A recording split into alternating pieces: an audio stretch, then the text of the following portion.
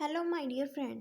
तो आज की इस वीडियो में हम करने वाले हैं हमारे एक नया इंपॉर्टेंट टॉपिक जो है इंटीग्रेटिव पर्सपेक्टिव के बारे में। सब पहले वाली वीडियो में हमने पढ़ा इंडिविजुअल पर्सपेक्टिव क्या है, ऑर्गेनाइजेशनल पर्सपेक्टिव क्या है, small and large group perspective क्या है टुवर्ड्स ऑर्गेनाइजेशनल बिहेवियर। आज की वीडियो में हम पढ़ रहे हैं इंटीग्रेटिव पर्सपेक्टिव के बारे में।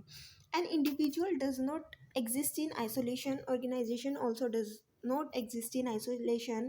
There is constant variability of environment impact on organization which in turn stimulating behavior pattern within the organization. तो यही कहा गया है कि कोई एक इंडिविजुअल पर्सन भी जो है वो अकेला नहीं रह सकता। इसी तरीके से कोई एक ऑर्गेनाइजेशन भी अकेली नहीं रह सकती, उसके आसपास भी इन्वायरमेंट है जो ऑर्गेनाइजेशन को इम्पैक्ट करता है।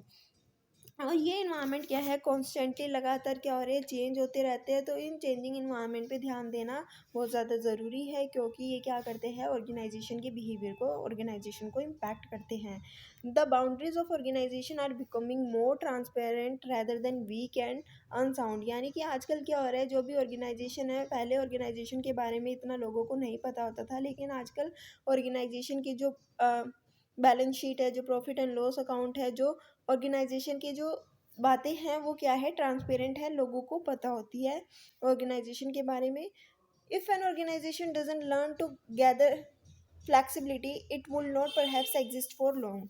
तो यही कहा गया है कि जो भी हमारे ऑर्गेनाइजेशन है उसको चेंजिंग इन्वायरमेंट के साथ चेंज होना पड़ेगा। अपनी ऑर्गेनाइजेशन को रिजिड नहीं बल्कि फ्लैक्सिबल बनाना पड़ेगा।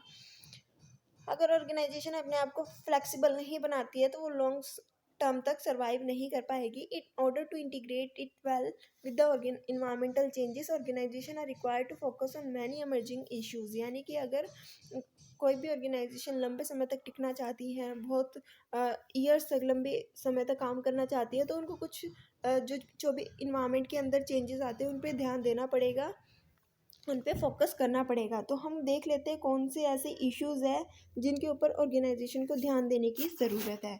Continuous improvement of people and process. यानी कि ऑर्गेनाइजेशन के अंदर जिन भी लोगों को लोग काम कर रहे हैं, ठीक है, जो भी प्रोसेसेस यूज़ किए जा रहे हैं उनके अंदर कॉन्टीन्यूस बेसिस पे इम्प्रूवमेंट लाई जानी चाहिए। यानी कि लोगों को स्किल्स सिखाई जानी चाहिए, नई नई टेक्निक्स के बारे में बताया जाना चाहिए, उनकी ट्रेनिंग होनी चाहिए। उसके बाद आता है integrating human factor with grand objective of the organisation. जितने भी ह्यूमन फैक्टर्स है, ठीक है, उनको क्या किया जाए, इंटीग्रेट किया जाए। उनका जो मेन ऑब्जेक्टिव है वो क्या है, जो भी ऑर्गेनाइजेशन का ग्रैंड ऑब्जेक्टिव है, ठीक है, जिस भी पर्पज़ के लिए ऑर्गेनाइजेशन को फॉर्म किया गया है उस ऑब्जेक्टिव को अचीव करना होना चाहिए। More emphasis on quality of product, services and processes. ज़्यादा से ज़्यादा ध्यान किस पे देना चाहिए कि जो भी हमारे प्रोडक्ट है, सर्विसेज है या प्रोसेसेस है, उनकी क्वालिटी पे। मैनेजिंग डाइवर्सिटी, अगर कोई भी चेंजेस आते हैं तो उनको बहुत ही अच्छे तरीके से मैनेज किया जाना चाहिए। उसके बाद आता है प्रोडक्ट इनोवेशन। यानी कि कोई ऑर्गेनाइजेशन अगर किसी भी तरीके के प्रोडक्ट को बना रही है तो उसमें इनोवेशन करना ज़रूरी है, उन प्रोडक्ट में इनोवेशन करते रहना चाहिए। उसके बाद आता है मैनेजिंग क्रिएटिविटी एंड इनोवेशंस।